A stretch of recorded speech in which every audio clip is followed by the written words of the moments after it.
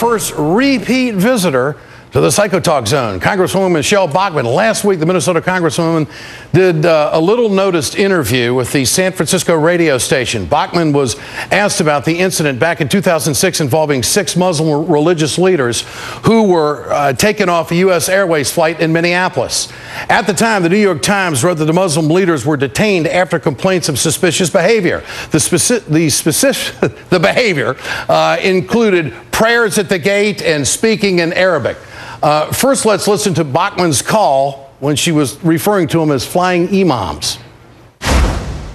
We also were the site of the 6 flying imams. Yes. The imams were actually attending Congressman Keith Ellison's victory celebration when he won as a member of Congress. Okay, stop right there, Congresswoman. That's a lie. Congressman Ellison, is this true? This is not true. I think it could even be called Psycho Talk. Now we're making progress. We got the Congress behind us.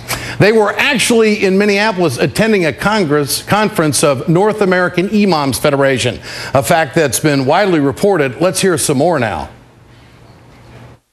They were shouting phrases, anti-Bush, anti-America, were making these statements, and when they got aboard the airplane, they switched seats. They didn't go to their proper seats, and they went in the pattern of the 911 terrorists. They did what? Despite Bachmann's claims, thinkprogress.org points out there is no evidence at all about the religious leaders fitting the pattern of the 9/11 hijackers, which she just said, nor were there any reports that there were shouting anti-Bush phrases. For the record, after 5 hours of detention, federal agents released the group, finding them not to be a threat.